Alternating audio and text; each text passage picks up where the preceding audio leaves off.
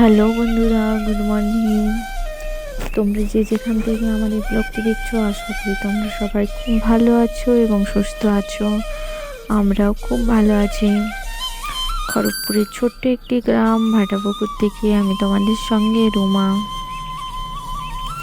আমার নতুন ব্লগে তোমাদের সবাইকে স্বাগত। এই যে এটা দেখছো, এটা হলো পেঁপে পাতা। এটা হচ্ছে এমনি কাঁচা আনা হয়েছিল খাওয়ার জন্য, মানে সব রান্না করে খাওয়ার জন্য। তো 2-3 দিন থেকে গেছিলো, সেই জন্য পেকে গেছে, তাই পাকাটাই খাওয়া হলো। আর কিছু করার নেই, পেকে গেছে যখন পাকাটাই খেতে হবে। যে দেখছো, তোমাদের দাদা কত বড় বড় দুটো মাছ নিয়ে এসেছে। দুটো মাছই 2.5 কেজি করে ওজন।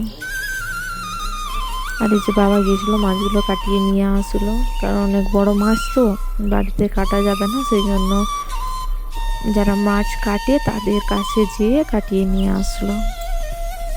দেখলে ডালটায় রেখে দেওয়ার সঙ্গে সঙ্গে ফেটে গেল। আসলে আমি বুঝতে পারিনি যে এইভাবে আস্তেই রেখে দিলেই যে মানে পলিথিনটা অনেক পাতলা ছিল, সেই জন্য রেখে দেওয়ার সঙ্গে সঙ্গেই ফেটে গেল। মাছের যেসব জিনিস লাগে সব একসঙ্গে বাজার করে নিয়ে আসা হয়। মাছে বাজার করলে সুবিধে হয়, না হলে অল্প অল্প করে আনতে প্রত্যেক দিন বিরক্ত লাগে, সেই জন্য মাছেই আমাদের বাজার করা হয়।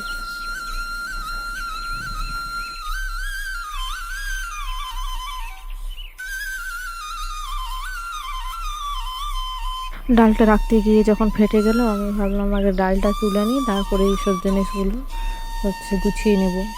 ডালের কৌটোটা খালি ছিল, সেই জন্য কৌটোর মধ্যেই ডালটা ঢেলে দিচ্ছি।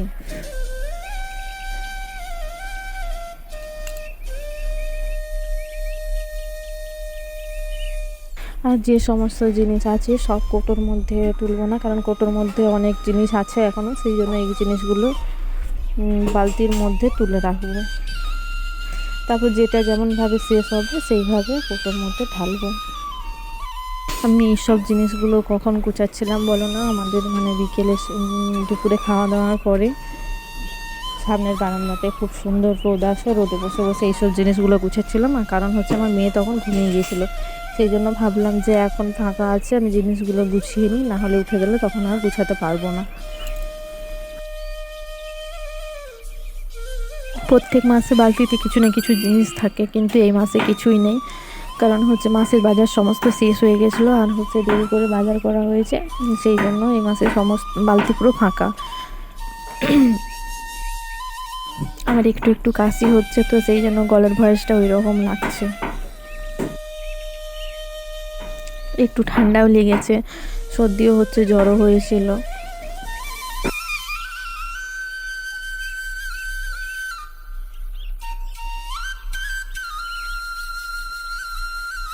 এই যে ছোট লাল বালতিটা দেখছো, এই লাল বালতিটার মধ্যে শুধু সাবান রাখা হয়, বাসন মাজার সাবান, কাপড় কাচের সাবান, তারপর হচ্ছে গায়ে মাখার সাবান। এটা শুধু সাবান, শ্যাম্পু এইসবেরই বালতি, আর শ্যাম্পুও রাখা হয়।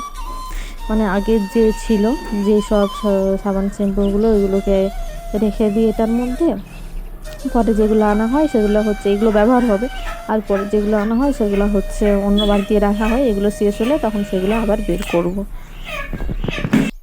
কিন্তু এই মাসে সমস্ত কিছু শেষ হয়ে গেছিলো, একটু দেরি করে মাছের বাজার করা হয়েছে, সেই জন্য সমস্ত কিছু শেষ হয়ে গেছিলো। যেগুলো এনেছিল সেগুলো এই বালতির মধ্যে ভরে দিলাম, আর আলাদা বালতিতে রাখলাম না, এই বালতির মধ্যেই রেখে দিলাম।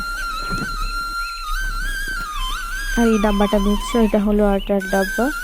আটাও শেষ হয়ে গেছে, কালকে শেষ হয়েছে, সেই জন্য বাবাকে বললাম আজকে বাজারটা করে নিয়ে এসে। আজকে যে সমস্ত কিছু বাজার করে নিয়ে আসলো, আটাটাও শেষ হয়ে গেছিলো, এই আটাটা আমি ঢেলে দিলাম। প্রত্যেক মাসে আমাদের 5 কেজি করে আটা নিয়ে আসে, তো এই সাদা আটাটা আনা হয় না। লালের যে একটা প্যাকেট থাকে মহাবীর বলে, ওই আটাটা ভালো, ওই আটাটাই নিয়ে আসা হয়। ওর থেকে আশীর্বাদ আটাটা ভালো, কিন্তু মহাবীরটাই আমাদের বেশি খাওয়া হয়, সেই জন্য ওটাই নিয়ে আসে। তো কিছু করার নেই, পাইনি, সেই জন্য এই আটাটাই নিয়ে এসেছে এবারে। মাছের বাজার সমস্ত কিছু গুছানোর পরে এই যে আমি এই কৌটোগুলো ধুয়ে রেখেছিলাম, কারণ এবারে হচ্ছে ধুয়ে রাখলাম।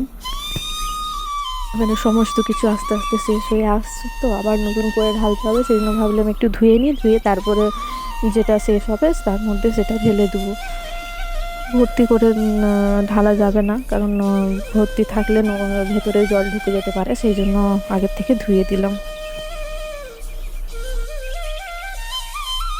আর এই যে এখানে দেখছো মশলার কৌটোগুলো এভাবে জড়িতে আমি রাখি, আর ভেতরে যে কালো গামলাটা দেখছো প্লাস্টিকে, ওটার মধ্যে পেঁয়াজ রাখা আছে, আর এই সাইডে ছোটো ছোটো যে ঝুড়ি দুটো আছে ওটার মধ্যে আদা রসুন রাখা আছে, এভাবে আমি রাখি।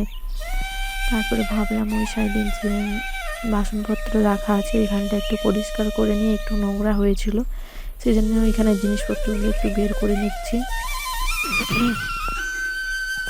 একটু পরিষ্কার করব বলে। এবার এটা একটু ঝাঁট দিয়ে পরিষ্কার করে নিচ্ছি। আর নিচে যে পেপারটা বিছানো ছিল ওটা ভাবলাম আর দেবো না, আবার ধোয়া পেপার আছে সেটা দিয়ে দেবো, আর ওই পেপারটা আবার ধুয়ে রেখে দেবো। এই যে ধোয়া পেপারটা ছিল এটা হচ্ছে বিছিয়ে দিচ্ছি, তারপর সমস্ত বাসন রেখে দেবো, যেমন আগে গোছানো ছিল এভাবে আবার গুছিয়ে রেখে দেবো। যদি তোমার এই ব্লগটি ভালো লেগে থাকে তাহলে লাইক কমেন্ট সাবস্ক্রাইব অবশ্যই করো, এবং আমার চ্যানেলে যদি নতুন কেউ এসে থাকো তাকে আমার চ্যানেলে অনেক অনেক অভিনন্দন। আজকের মতো এই পর্যন্তই ব্লগটি। সবাই সুস্থ থেকো, ভালো থেকো, দেখা হচ্ছে পরবর্তী ব্লগে। বাই বন্ধুরা।